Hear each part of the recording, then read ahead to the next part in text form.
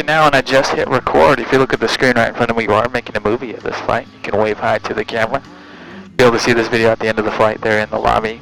You guys did see the safety briefing video inside? Perfect. Everyone's seatbelts are low and tight.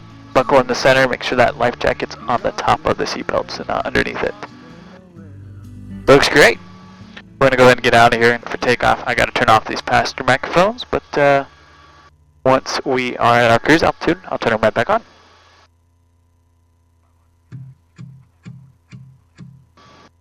Do you hear me? I'm talking to you across the water, across the deep blue ocean, under the open sky. Oh my, baby, I'm trying. Boy, I hear you in my dreams. I feel you whisper across the sea. I keep you. All right, here we go.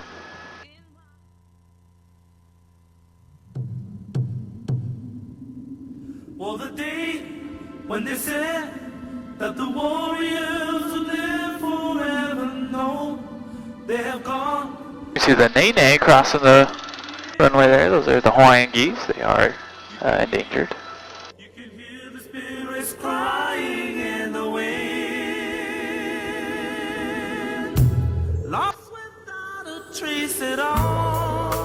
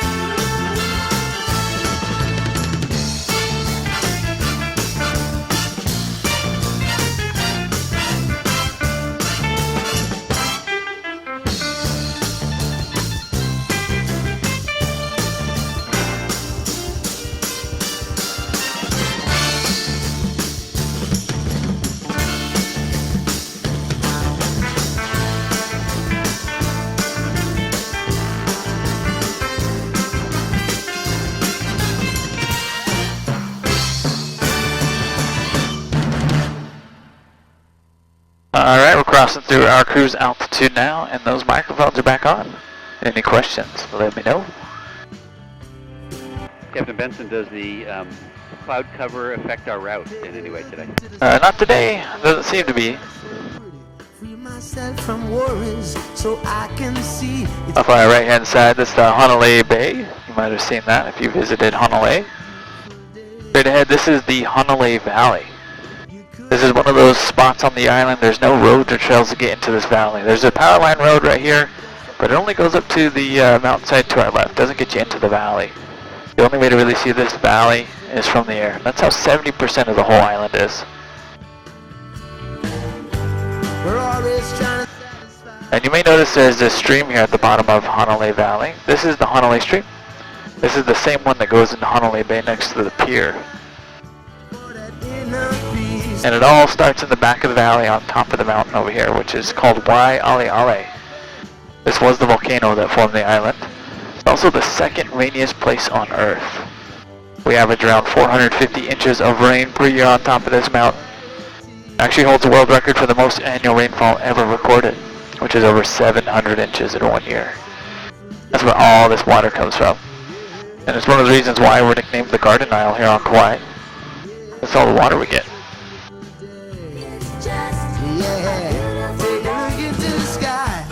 We got the Coronado family. Where are you folks coming from? California. California, awesome. Well, welcome to Kauai. E como mais how you say welcome in Hawaiian? How many Hawaiian words do you know, Benson? A few.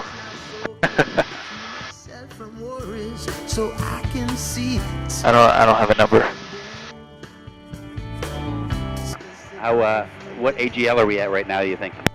AGL, my radar altimeter is not picking it up, so we're probably over 1,500 feet. Anything over that doesn't really like to bounce back a signal for what our AGL is.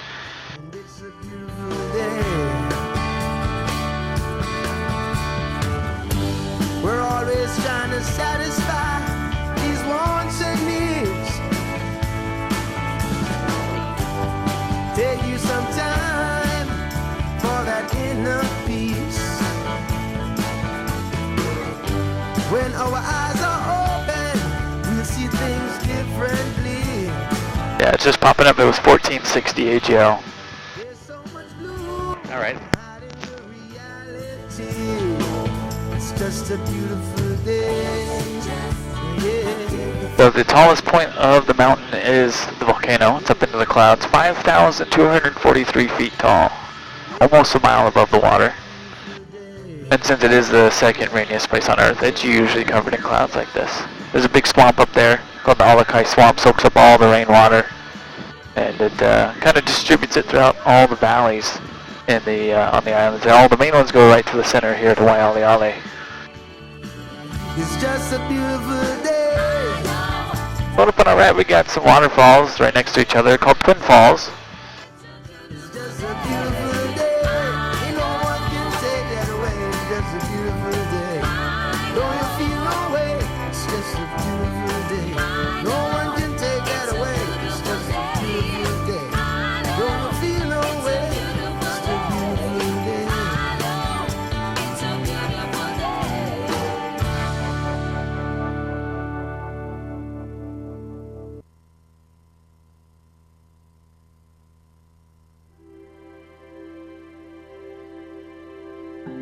Are there times of day when these mountains cause updrafts and downdrafts you need to worry about?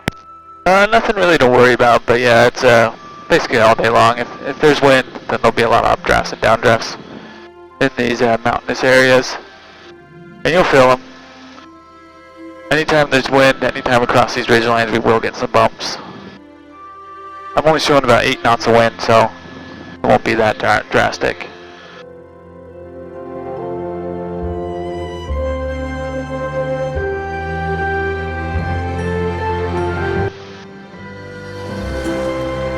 May feel just some small bumps crossing this ridge line. Trees of green and red roses too. I watched them bloom fall. As we're coming around the corner here, Waialeale, right after it went extinct, the whole column of the volcano filled up with water. And it was too much water that for the mountainside to handle. Actually washed out the east side of the mountain, and it opened up that column, and now it's a crater. It's called the Waialeale crater. And as we round the corner here, we'll get to see it. Brightness of day, I like the dark and I think to myself, what a wonderful world. The colors of the rainbow, so pretty in the sky, are also on the faces of people passing by. See friends shaking hands, singing, how do you do? They really sing.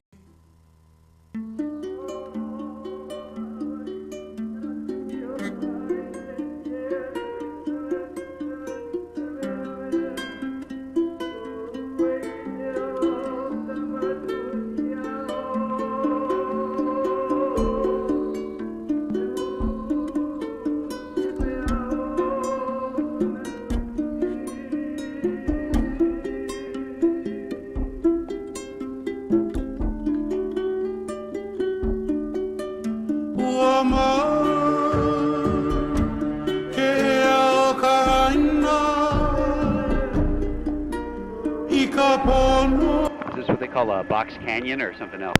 Well, this is the crater of the volcano.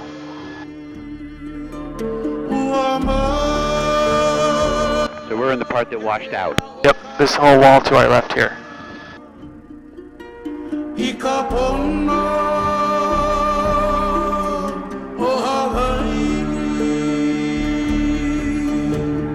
Just for a day, our king and queen would visit all these islands and saw everything. How would they feel about the changes of our land?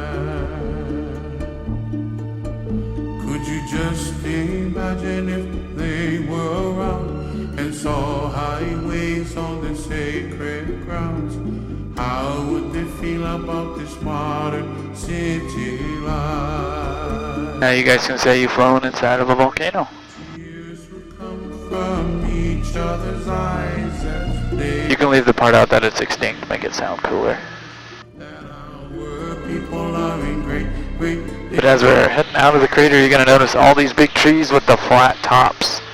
These are called albizia trees, and they're actually brought over from Africa a long time ago. They're brought over to be used as a building material because in Africa it's a hardwood, good for building. But here the environment's so different because we get all this rain, the soil has tons of nutrients in it. They grow about 12 feet per year, and they're super soft and brittle. So now they're considered an invasive species and not good for building anything. Some people call them the Lion King trees.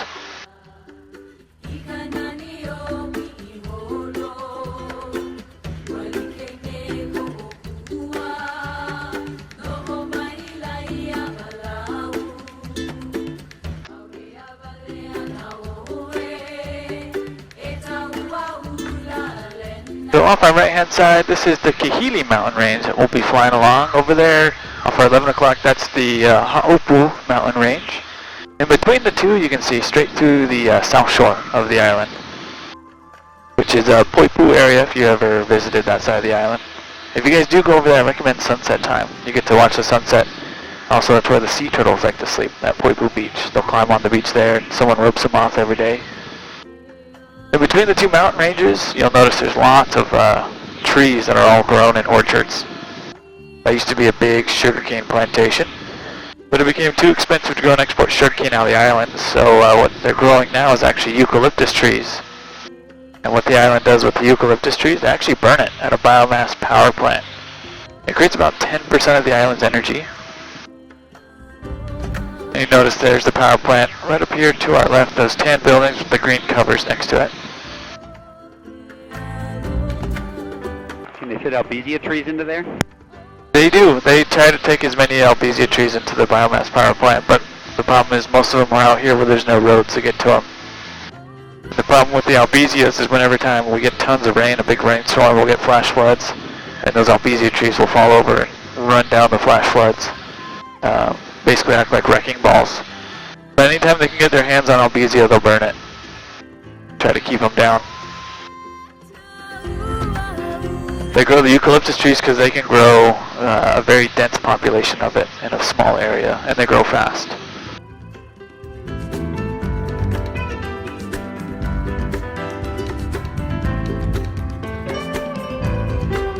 I see an occasional orange tree. Yeah, so that is an African tulip, another tree from Africa. Grows that orange flower on top of it. I don't think they're considered invasive, but they're a cool looking tree.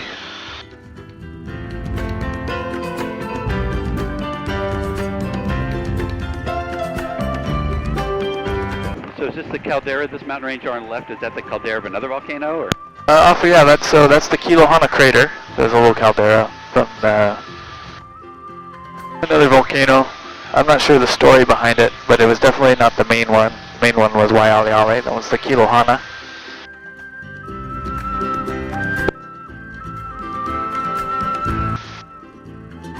But straight ahead, you'll notice all those houses on the hill. That's the town of Kalaheo. Right on the other side, you'll notice there's another big agricultural field. That used to be a sugarcane plantation as well, but now it's a coffee farm. That's the Kauai Coffee Co., and it's 3,500 acres, making it the largest coffee farm in the United States. And they do offer tours there. And as we cross this mountain range here, we are going to get just a few bumps here and there, nothing to be worried about.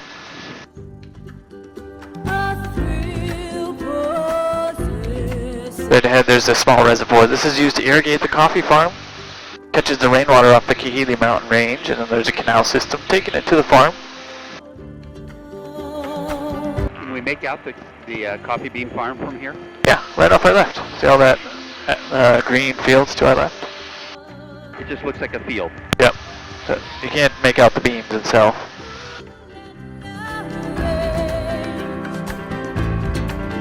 I mean, it was easy to tell the eucalyptus plants. You could see the trees of the eucalyptus farm, but you can't see anything here, I guess. Yeah, not from here. If we flew over it, it'd be easier to see. This valley right here in front of us is called Hanapepe Valley. This is made famous in the very first Jurassic Park movie. The opening scene when a helicopter lands at a waterfall that was filmed in this valley. The name of the waterfall is Manawaiopuna, but after the movie came out they nicknamed it Jurassic Falls.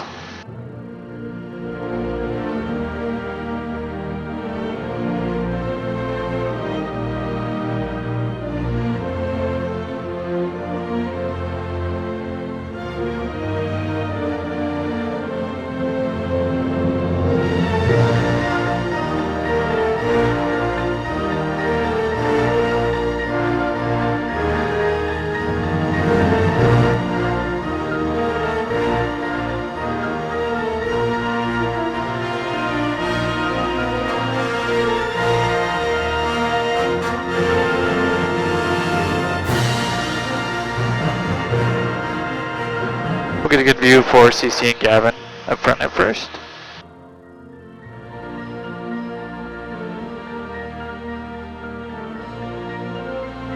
Then on the left hand side for Connor. We'll get some of these bumps here.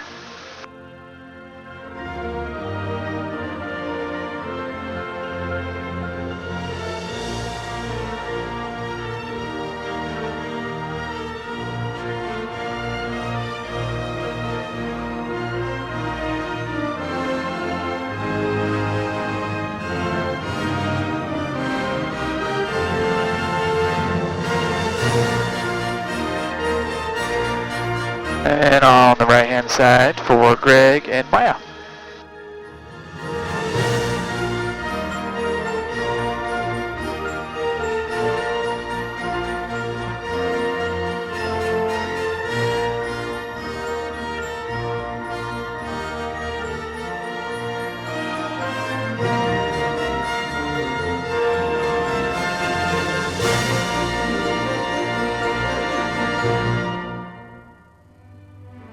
The waterfalls you see up here and to our left are called Kahili Falls.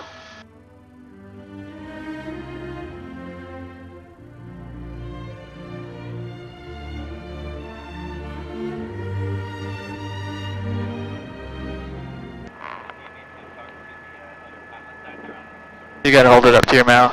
Oh, sorry. Yeah, do you have to talk to the other pilots out here on some sort of CTAF, or you guys have a way of not even having a talk? No, we're talking to her on a CTAF. In Hawaii they call it an ITAF. It's an Island Traffic Advisory Frequency.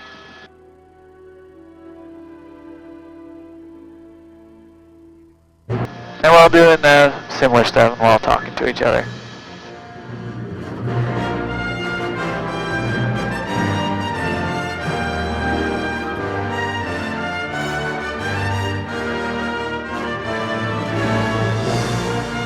And we're going to continue getting some more bumps as we continue this way.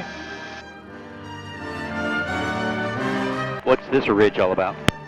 This ridge in front of us? This is the Olukeli Ridge. So as we cross over it, you're going to notice a change in scenery from lush green vegetation to a little more dry. An interesting thing about all this whole valley here you're seeing, this is all private property. There's no public access to any of those waterfalls behind us. It's all owned by the Robinson family. They inherited 55,000 acres from their ancestor, Elizabeth Sinclair, who purchased it from King Kamehameha in 1865. She bought the 55,000 acres for $15,000 in gold. That gold in today's value is estimated to be worth around $500,000.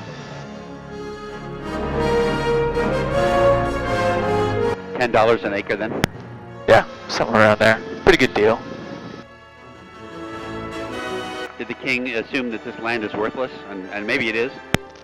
I think early on, what was happening with the king is that a lot of people were coming over and with ships and cannons, and he's like, that seems pretty cool, I want one of those. And so he found out, like, oh, you can buy the property? Cool. And like, the Hawaiian population was so small, like, oh, look at all this land, what are we going to do with it? So he started selling off land to buy stuff.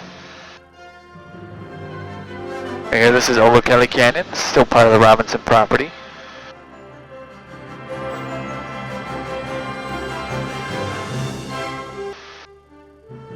This is actually the second piece of property that Elizabeth bought from King Kamehameha. The first one was that island you see off the coast on our left-hand side. That's the island of Ni'ihau. She bought it in 1863. She spent $10,000 in gold for that.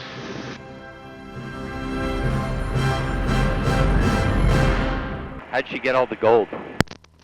So her husband and her lived in New Zealand. They were originally from Scotland, but they were living out of New Zealand. He was a boat captain.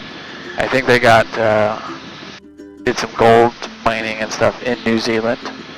And then they were also ranchers, but his main job was actually a boat captain. And so the reason she actually came out here is because he went off on a boating trip and never returned. So she sold everything she had in New Zealand and went out looking for him and ended up here. So a lot of it was from selling off a lot of her stuff. But she brought cattle with her, and she started running her cattle on Ni'ihau out there and realized there wasn't enough water. So she asked the king if she could buy some more property, and he gave her two options: this big chunk of land on Kauai or a big chunk of land on Oahu. And she picked here, but the area that she would have bought on Oahu is now known as Honolulu. Back then it was just a swamp, and she wasn't interested in it. This is the road we're crossing over. This is the property line for the Robinsons. Everything on the other side is Waimea Canyon State Park. Lots of hiking, camping, and hunting people do out here. And the dreams that you dream of, dreams really do come true. There's four main branches to the Waimea Canyon. And Waimea Canyon, this is nicknamed the Grand Canyon of the Pacific. And Waimea in Hawaiian means red river. So you notice all this red dirt around here makes the streams coming out of the canyon have a red color to it. That's where the name comes from.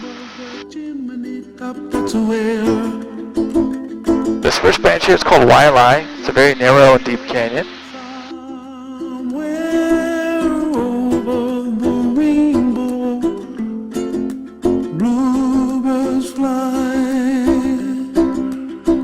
It looks like there's like steps in the rock. That's all natural? It's all natural. So you'll notice tons of horizontal lines in the canyon walls out here, especially in the third one, not this one right here, but the next one over is called Po'omau. That's because the island formed from Waialeale. And it was layering lava flows on top of lava flows, and when the rivers eroded out the canyons, basically eroded into all those layers of lava flows.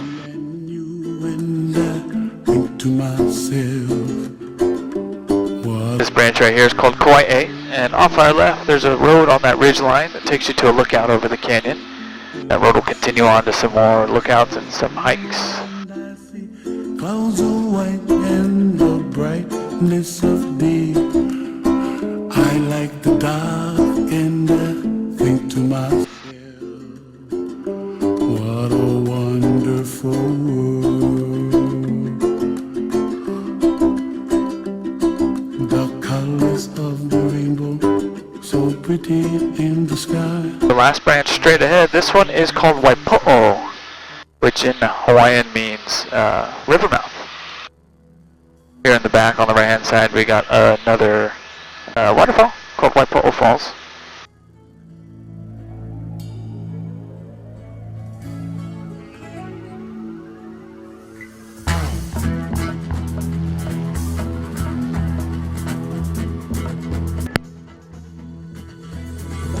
Waterfall tumbling right down the wall.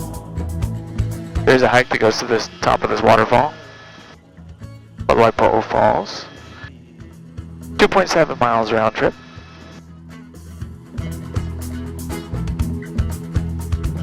I can see lovely paradise built there within your eyes from my waterfall.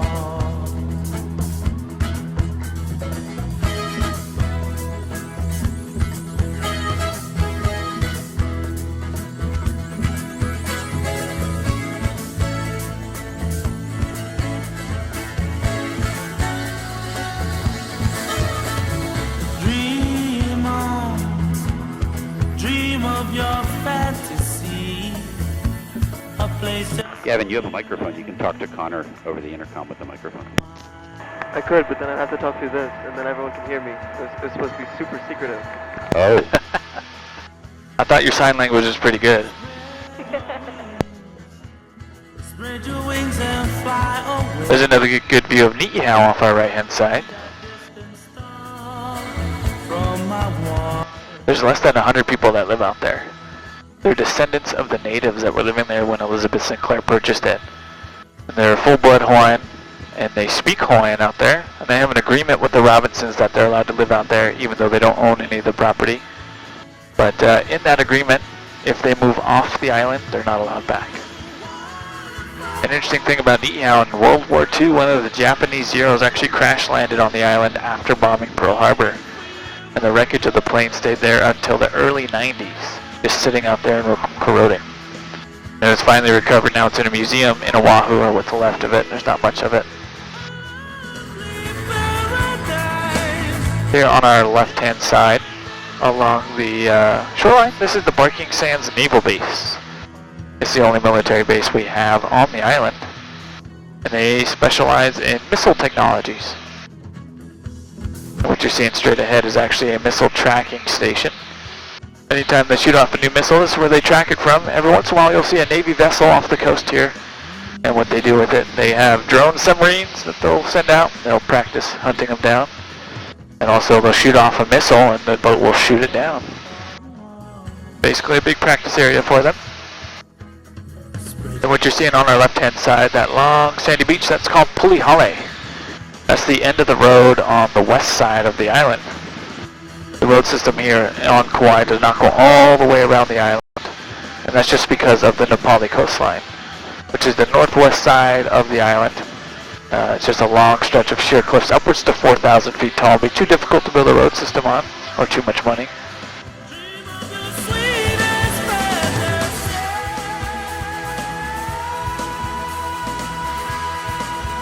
Have you folks seen the Nepali yet? No, yeah, we're about to fly over it.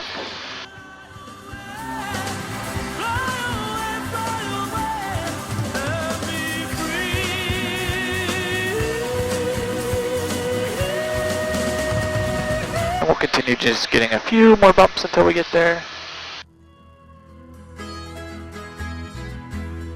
What kind of trees are these? So the light green ones you're seeing, those are kukui nut trees. Kukui in Hawaiian means candle nut. So you've probably seen the leis that look like big, kind of like almost walnut type things. That's what they are. Called candle nut because there's lots of oils in it, and the Hawaiians used to poke a hole in it and they can light it on fire kind of like a candle back in the day. They also use the oils for a lot of things. It's a really useful nut for the Hawaiians. Coming up here we have the Nepali coast. Nepali in Hawaiian means the cliffs.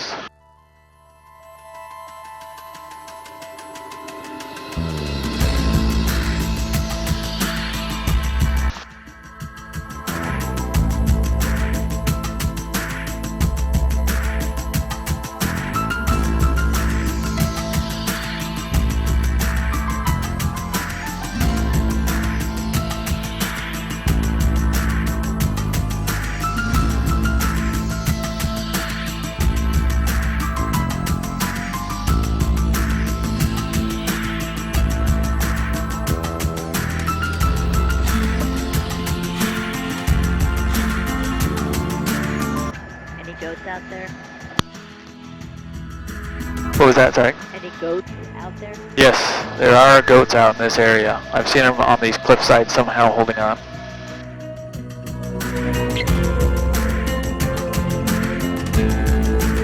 This right here, this is Nuololo Valley. This is where the Tahitians first stepped foot in the islands of Hawaii. Around 1600 AD, they built a village in this valley. Then they spread to the rest of the Hawaiian Islands, becoming the Hawaiian people. The Hawaiians come from the Tahitians, and if you look closely down here at the bottom in the flat grassy areas, you may notice some remnants of rock walls. They're kind of covered in grass, so if you look for any square patterns, those are some remnants of their old structures. So no humans were living here before 1600 AD that we know of? So there was. It's called the Marquise people. It's legend to be the Menehune, if you've heard of the Menehune. But the Polynesians, especially the Tahitians, being warring people, got rid of them very fast. So there were people here, but the Tahitians got rid of them. That's not very nice. Yeah, it's not. Is that a ship down there? That's a little boat. There's a lot of boat tours along the Nepali here. They'll actually drive into all these sea caves you're seeing when the water's calm enough.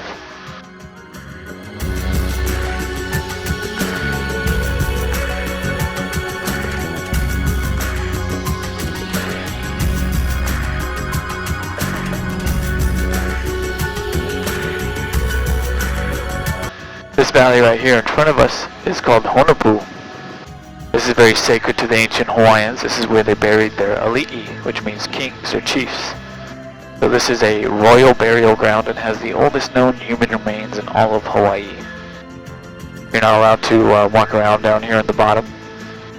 You get fined upwards to $100,000. And this is where I've seen most of the goats, is actually on these cliff sides.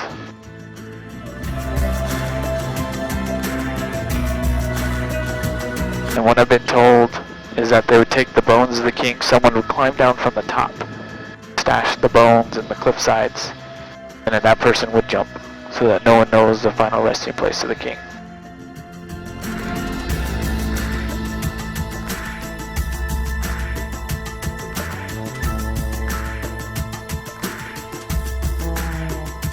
As a fixed-wing private pilot, looking at a wall like that makes me anxious. Yeah, how about slowing down like this? Yeah, this is like power off stall. Yep. Probably sounding all the alarm bells.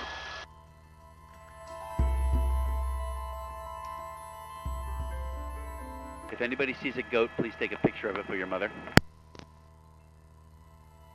No, an animal goat, not a human goat.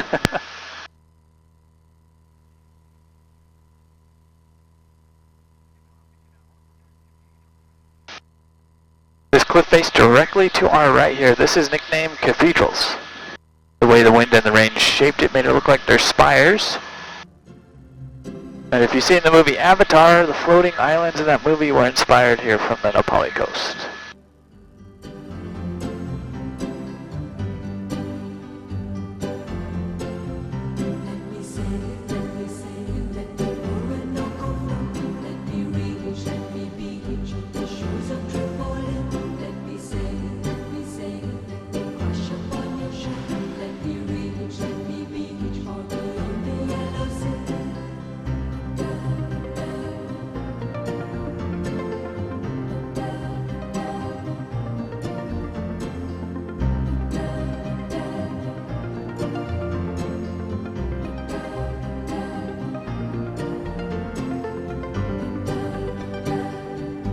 I guess you can hike to here. People have piled rocks up, it looks like.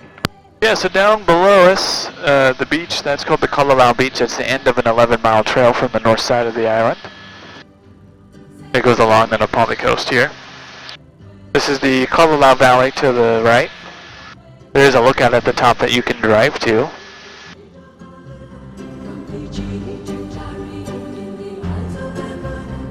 There's actually only 3 ways to see the Nepali coast here. That hike being one of them. The other way is from the air, one of the airplane or helicopter tours. Or these boat tours you're seeing driving up and down the shorelines. They have a couple different kinds of boat tours. There's ones that are more exciting and they're fast-paced. They'll like drive through the sea caves and everything.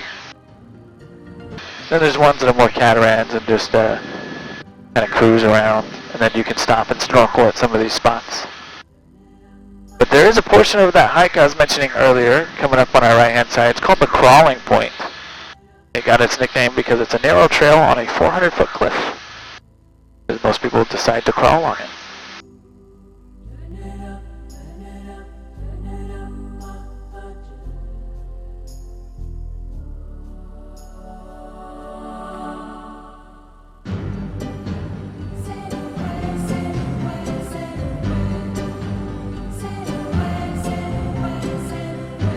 Is it a good assumption that most mountain ranges are part of an old volcano? Yep. Yeah, so most of this is all from Waialeale.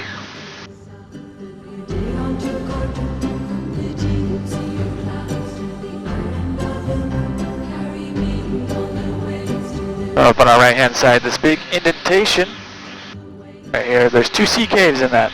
It's called Ho'olulu, which in Hawaiian means place of rest. Back in the day, the ancient Hawaiians, they would park their canoes in there to get out of the storms.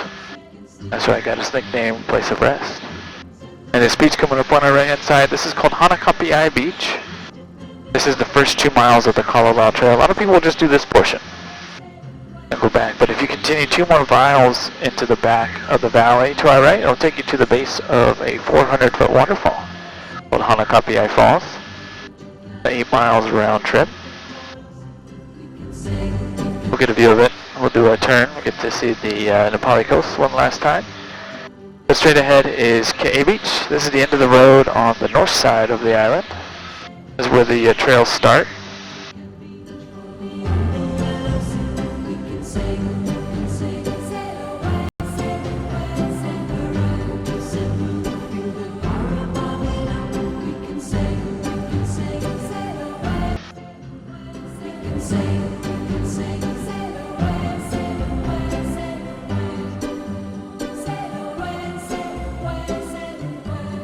The Nepali coast here was voted one of the most scenic views in all of Hawaii.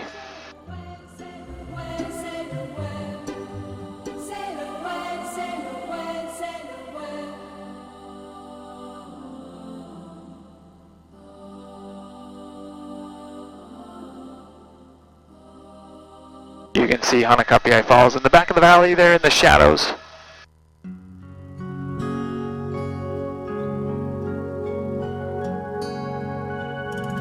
Have you seen these islands? Have you seen the beauty of this land? Do you know its people? Brothers, sisters walking hand in hand. Have you seen the ocean?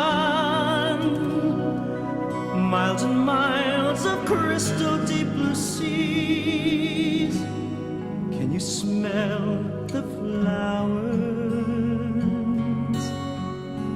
So in order to go to Ke'e Beach here off our right hand side, you do need a parking permit for that parking lot you see, which usually sell out 30 days in advance. But there is a shuttle system that will take you out there. It usually has openings on it and all the required permits you need.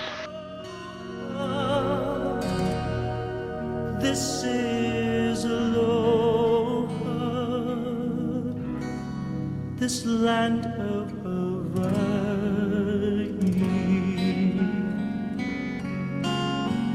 From the center of the island, what kind of degrees are we on the compass?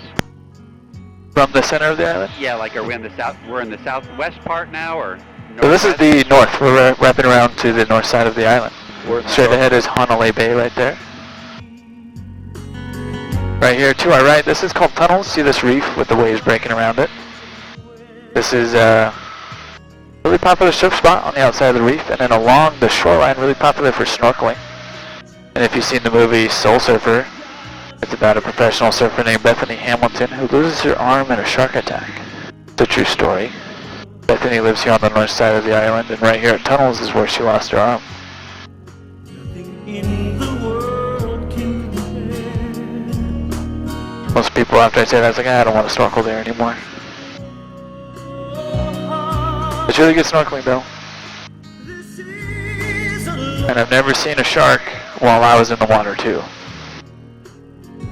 Only from the air.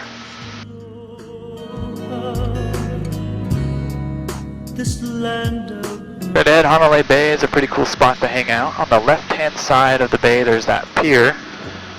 That area is really fun to hang out because it's usually protected from the wind, and it's shallow. It's just a good place to swim and hang out. You can jump off the pier too. It's only about 8 feet tall. To the left of the pier is the Hanalei Stream. That's the same one that comes out of Hanalei Valley that we flew up at the beginning of the flight. You can paddleboard or kayak up that, almost up to the bridge. To the left is Princeville, left of the bay. Along the shoreline, how the island comes out to a point, that's Kilauea. There's a lighthouse over there that you can get tours of. So that's another spot you need a reservation in advance for. But there's also just a lookout that gets you close to it if you just want to see it. We did that yesterday. Oh, nice. Have you felt? You may notice all these fields in Hanalei. These are all taro patches. And if you've had poi, that's what poi is made out of.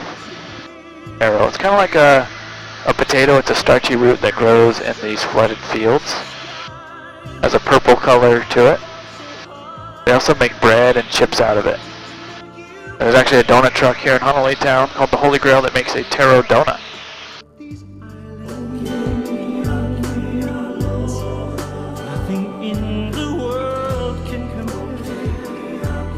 Off our right, that's Wainiha Valley. Straight ahead, Lumahai Valley. These two valleys and Hanalei Valley are very similar. They go to the center of the island, to Waialeale. And Wainiha has a road that goes a little bit into the back of it, but it's all private. You can't get out there. Lumahai does not have a road or trail to get back of it. And just like Hanalei, most of these, the only way to see them is from the air. People there know they got it all. The simple life for me. And as we make our way inland, we may get just a few more bumps. Nothing to be worried about. Hanalei by the bay, Wailua River Valley is where I used to play. The canyons of Waimea, standing all alone. And if you look off for your left-hand side to Kilauea, along the shoreline on the other side of where the lighthouse is, that's where Mark Zuckerberg lives. I was young, not too smart. Does he really? Yep, he lives on the island. He actually usually keeps his helicopter at the same airport we took off from. But it's off in the mainland getting maintenance done on it. Better still, now I know. Going up on our right-hand side, this is Namalokama, this mountain. The waterfall coming right down the center is called Waiole Falls. This is visible from Hanalei town, but there's no trails or roads to get back to it like many things on the island. Closest way to see this is from a helicopter. This is actually the tallest waterfall on the island too.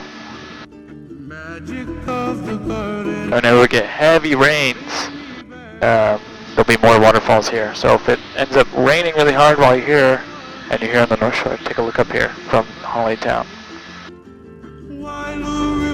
Who are the most famous people that live in Kauai? I'd say Mark Zuckerberg, the number one, for sure. Ben Stiller lives here. There's a couple other people, but I would say those are the top ones for sure.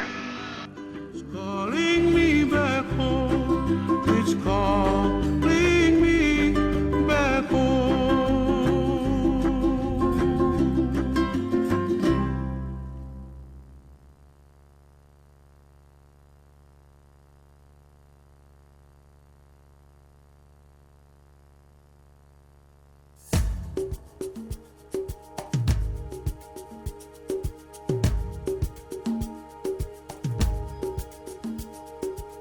With the rolling waters, let the new day come. All the sons and daughters in the eyes of the morning sun. We are all Here come just a few more bumps. forever born and raised. Which waterfalls can you go get underneath? So there's quite a few on the east side of the island. Secret Falls, you kayak or paddleboard up the Wailua River. And there's a little hike in the back of the river that goes to Secret Falls, which is really fun that you can actually swim in. There's one called Ho'opi'i on the east side, very similar area, where there's a hike and some waterfall, there's a waterfall and then there's actually rope swings too. And then Hanakapi'ai Falls, the one I mentioned earlier there on the Nepali. That's an 8-mile round trip. Those are the most accessible ones. Let the ocean rise. And here's the Hanalei Valley, where we started the tour, which means I got good news and bad news. Good news, we got to see the whole island. It's a beautiful day, not too bumpy, nice and clear. Bad news is the airport's right there. We already made it around the whole island.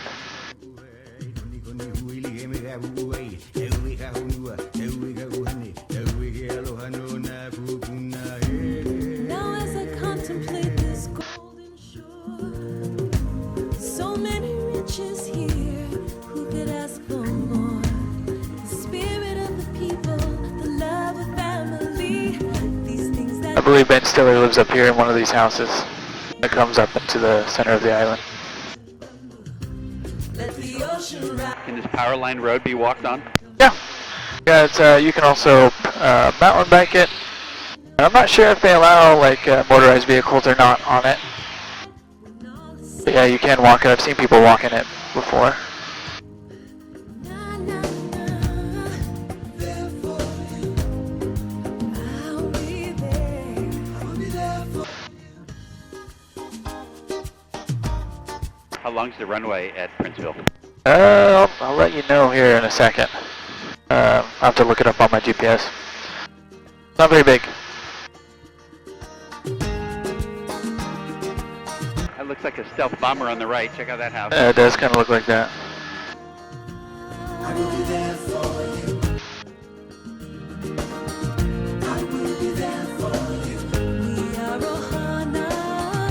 I will be there for you. I will be there for you. I will be there for you. We are Ohana. I will be there for you. I will be there for you. The Princeville Airport is a private airport. There's not much traffic here. Every once in a while, a Falcon private jet will land here, though. The owner of the airport lands it here. Charters it out of here.